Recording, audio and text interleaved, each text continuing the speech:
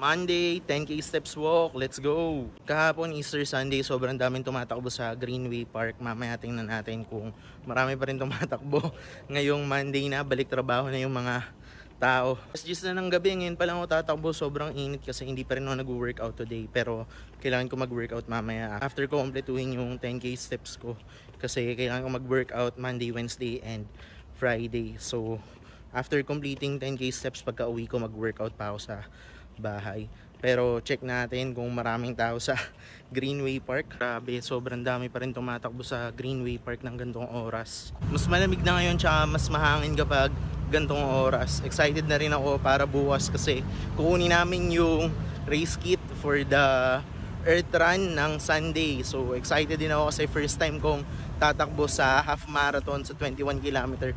Kaya tingnan natin kung kakayanin. Siguro abutin ako ng mga 3 hours, 3.5 hours or 4 hours para matapos yung half kilometer. I mean, yung half marathon na 21 km. Pero excited pa rin ako kasi magandang experience yun. Dito sa part na to ng BGC, wala na masyadong tao.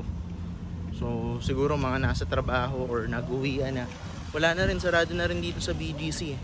So, ayun, after ko umikot ang isang ikot dito sa may High Street, uwi na rin ako.